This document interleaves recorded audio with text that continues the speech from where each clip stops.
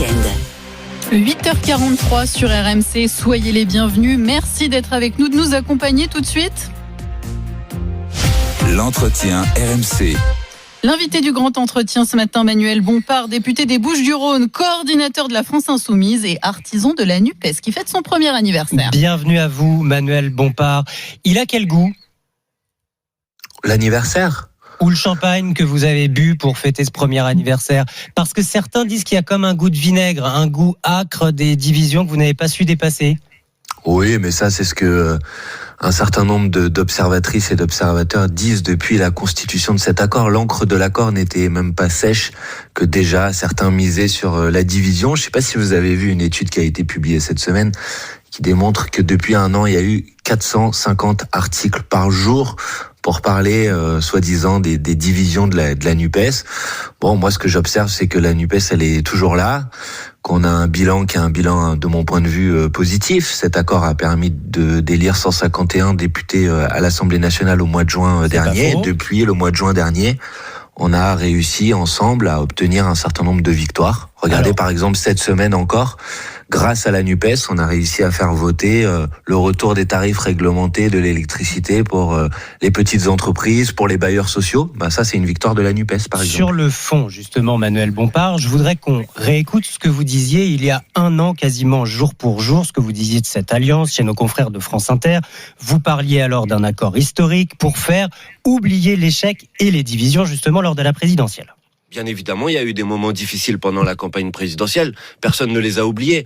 Mais notre responsabilité, je crois, c'est d'être en capacité de passer à autre chose, d'ouvrir une nouvelle étape ensemble et de pas rester dans les rancœurs du passé. Sinon, on n'avance pas. Bon, les rancœurs du passé, il y en a encore quelques-unes. Et même Jean-Luc Mélenchon le dit ce matin. Oui, il y a eu des difficultés depuis un an. Oui, il y en a d'autres. Est-ce que ça veut dire que cette gauche unie a un avenir à court terme ? Moi, je le souhaite. En tout cas, je pense que la NUPES, c'est quelque chose de positif.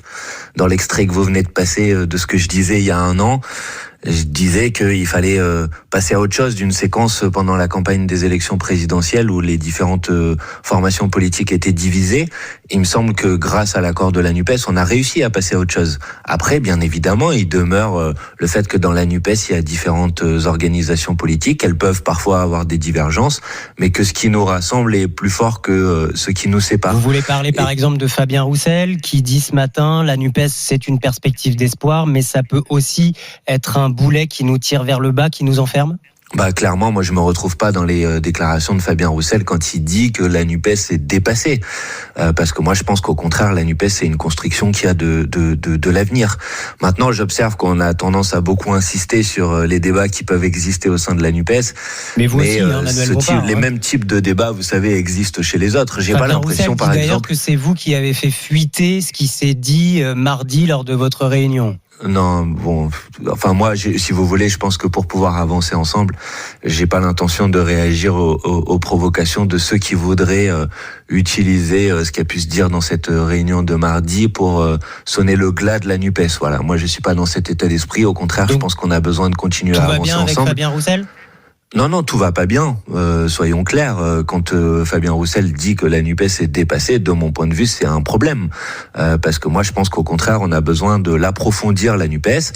Et nous faisons un certain nombre de propositions pour cela, en faisant en sorte, par exemple, que la NUPES n'existe pas qu'à l'Assemblée nationale, mais qu'elle existe aussi localement. Et ça, c'est vrai que sur ces propositions-là, aujourd'hui, les communistes, en tout cas par la voix de Fabien Roussel, s'y opposent. Localement et aux européennes, parce que c'est votre grand chantier, Emmanuel Bompard. Il y a une chose que j'ai du mal à m'expliquer. Comment vous avez fait il y a un an, en quelques semaines, cette alliance pour des législatives? Pourquoi ça ne marche pas pour des européennes? Ça, c'est pas à moi qu'il faut poser la question, parce que moi, en ce qui me concerne, je suis favorable à ce que la NUPES présente une liste commune aux élections européennes. Je pense que c'est tout à fait possible de le faire. J'observe d'ailleurs, c'est un sondage qui a été publié cette semaine, que 76% des sympathisants de gauche sont favorables à cette perspective. Et les communistes n'y sont pas opposés, mais les écologistes, alors là, c'est un non ferme.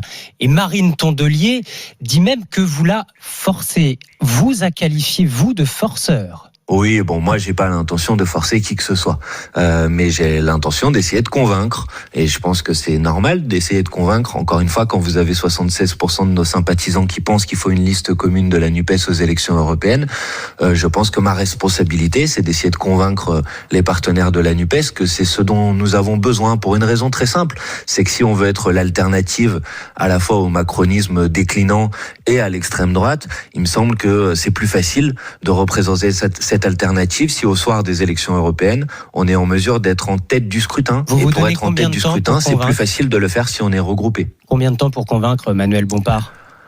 Je pense que d'ici l'été, il faut que les choses aient avancé. Donc, par exemple, les socialistes ont fait une proposition que je trouve intéressante, qui est de dire partons du programme, partons du fond, discutons ensemble de savoir si nous sommes en capacité de porter des combats communs au niveau européen. Et je crois que c'est le cas. D'ailleurs, depuis la dernière élection européenne en 2019, si vous analysez nos votes au Parlement européen, vous vous rendrez compte qu'à peu près à 90%, dans 90% des cas, on vote de manière similaire au Parlement européen. Mais il y a 10% qui parfois sont des sujets cruciaux pour les communistes, pour les écologistes. Cette question d'une liste commune aux européennes, c'est lourd d'enjeux, d'autant plus que si vous partez divisé aux européennes, on aura un peu de mal à croire que vous pouvez être rassemblés pour la présidentielle de 2027. Il faudra également une liste commune en 2027 ?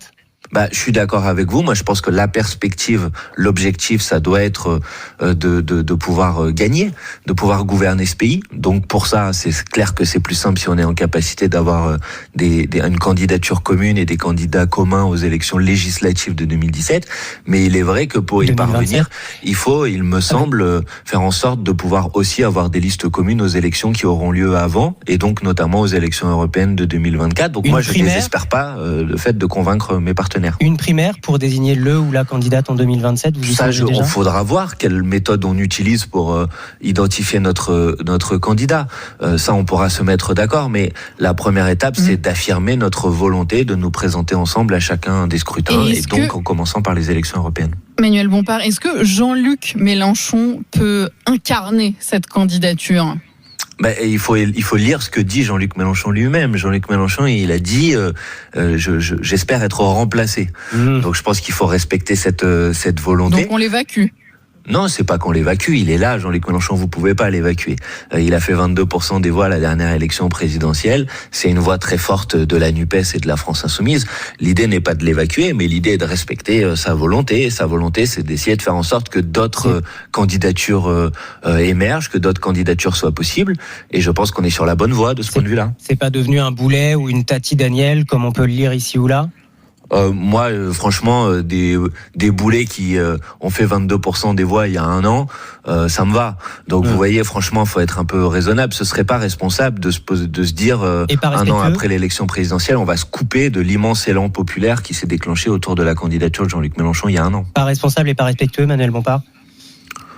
Mais respectueux, bon, ça, chacun parle avec les mots qu'il veut, mais je pense Bompard, parce que il veut être remplacé. Erwan nous appelle depuis le Morbihan et il a une proposition à vous faire. Bonjour Erwan. Je l'écoute.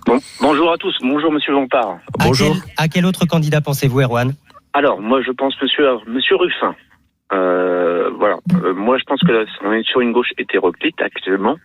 Monsieur Mélenchon arrive en fin de carrière, faut pas se cacher. J'ai même entendu Monsieur Hollande en parler du bien de Monsieur Ruffin. Donc pourquoi ne pas prendre Monsieur Ruffin pour diriger la gauche dans les prochaines années ? Parce que je pense qu'il faut cet homme-là. Tous les sondages le disent, que c'est une personne qui a des bonnes opinions. Voilà, donc c'est ma question. Ça pourrait être votre homme, Manuel Bompard ?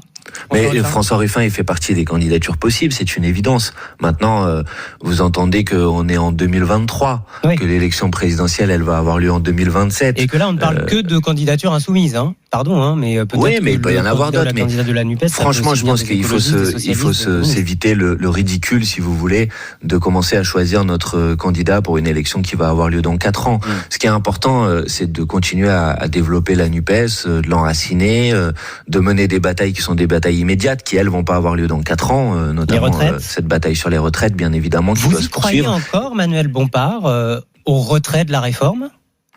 Oui, à son retrait, à son abrogation ou à sa non-application.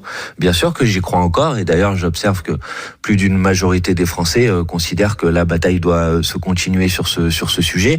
Vous savez qu'il y aura une nouvelle journée de manifestation le 6 juin prochain. Hier, et vous que le étiez 8 aussi juin, dans la rue. on examinera à l'Assemblée nationale une loi déposée dans le cadre de la niche Lyotte que nous avons co-signée, nous, la NUPES, pour l'abrogation de la réforme des retraites. Avec davantage de chances d'être adoptée que la motion de censure. L'avantage d'une loi d'abrogation, d'abord, c'est que c'est ceux qui sont dans l'Assemblée, dans l'hémicycle, qui font la décision. Alors que quand on vote sur une motion de censure, il y a que ceux qui votent pour là, il y a besoin d'une majorité simple. Voilà, exactement. Donc effectivement, moi je considère qu'on a des chances sérieuses de pouvoir faire voter cette loi d'abrogation. Hormis si le gouvernement cherche à nouveau à nous empêcher de voter, comme il l'a fait il y a 2 mois de ça en utilisant l'article 49.3. Mais oui, il me semble que, et donc j'appelle les gens qui nous écoutent à interpeller leurs parlementaires, leurs députés, en leur disant vous avez une opportunité de faire quelque chose de bien pour le pays, c'est-à-dire d'abroger cette loi et de permettre de revenir à une situation qui est une situation la plus normale possible. Merci beaucoup, Manuel.